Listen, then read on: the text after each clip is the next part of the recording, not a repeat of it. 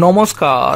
তাহলে কি এই 118 জন বিধায়কের নিয়ন্ত্রণ মমতা বন্দ্যোপাধ্যায়ের হাত থেকে বেরিয়ে যাচ্ছে, নাকি এই 118 জন বিধায়ক এতটাই দুর্নীতিতে নিমজ্জিত হয়ে পড়েছে যে কারণে মমতা বন্দ্যোপাধ্যায় এদেরকে তৃণমূল থেকে সরিয়ে দিতে চাইছেন, নাকি 2026-এর পশ্চিমবঙ্গ বিধানসভা ভোটের আগে এই সমস্ত বিধায়কদেরকে বিজেপির দিকে ঠেলে দিয়ে 2021-এর পশ্চিমবঙ্গ বিধানসভা ভোটের মতো বিজেপিকে হারানোর নতুন কোনো পরিকল্পনা করছে তৃণমূল?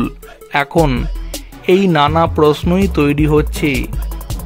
সব মিলিয়ে সংখ্যাটা 118 জন।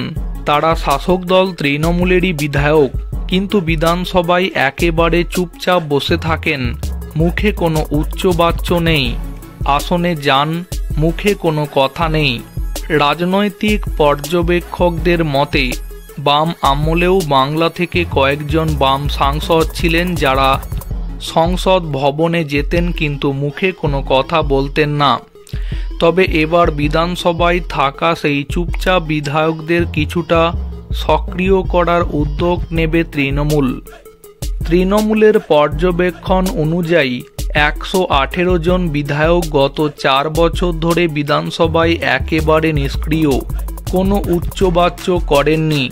প্রশ্নোত্তর পর্বে, দৃষ্টি আকর্ষণী পর্ব, কোনো প্রস্তাব কিংবা কোনো বিল নিয়ে তারা কোনো রকম আলোচনায় অংশ নেননি, একেবারে নীরব। সূত্রের খবর, চলতি বাজেট অধিবেশনের প্রথম দিন বিধানসভায় বিধায়কদের নিয়ে বৈঠক করেছিলেন মুখ্যমন্ত্রী। সেই বৈঠকের আগে তৃণমূলের পরিষদীয় দল বিধায়কদের গত 4 বছরের কাজকর্মের কিছুটা পর্যালোচনা করে, আর সেই পর্যালোচনাতেই উঠে আসে 118 জন বিধায়কের কথা।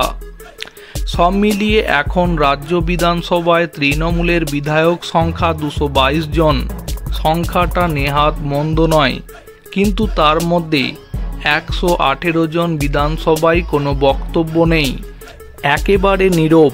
আসেন, নির্দিষ্ট জায়গায় বসেন, এরপর সময় হলে চলে যান, কিন্তু মুখে কোনো রা নেই।